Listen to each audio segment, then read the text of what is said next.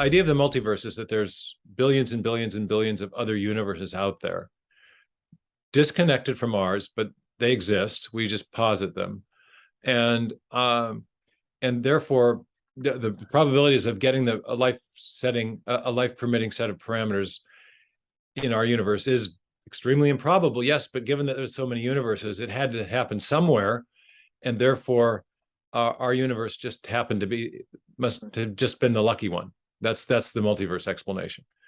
And so what we take as evidence of design and extreme improbability is just what they call an observer selection effect. Well, this is the only universe we know, so we assume that this is getting these parameters right is incredibly improbable, but it had to happen somewhere, so it actually wasn't. But there's a problem with that, and that is that for those other universes to have any effect on events in our universe, they must be in some way causally connected to ours. If they're actually disconnected from ours, they don't affect anything in our universe, including whatever processes were at work that set the fine-tuning parameters. And so just positing other universes by itself doesn't render the fine-tuning in our universe any more or less probable. It's irrelevant. So in virtue of that, multiverse advocates have recognized the need for some sort of connection, and they've posited universe-generating mechanisms which provide a kind of common cause for all the universes. And in that way, they can portray our universe as the lucky winner in a great cosmic lottery. But that's where the rub comes in, because the universe-generating mechanisms that have been proposed only generate universes if they themselves are finely tuned.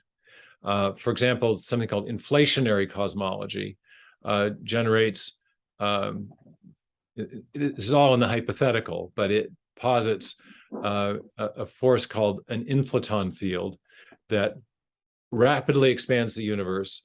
And then if the inflaton field is shut off at just the right time, in just the right time interval, and in just the right amount, it will, in theory, spit out a new universe.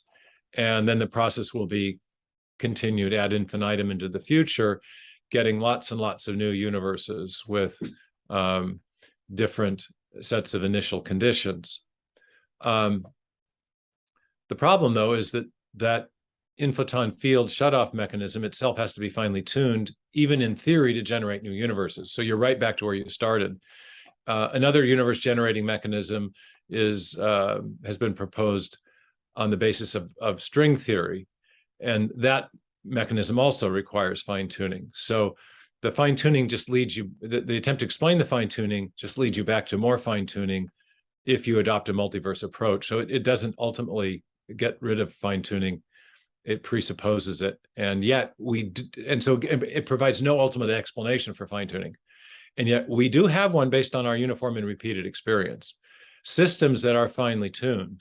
And by fine tuning in this context, we mean an ensemble of parameters, of separate parameters that have very specific values or tolerances or features that are necessary to allow the system as a whole to perform a discernible function or significant or generate a significant outcome. So we think of the things we know of that are fine-tuned, French recipes, or internal combustion engines, or just the way we used to set the radio dial on the old-fashioned radios.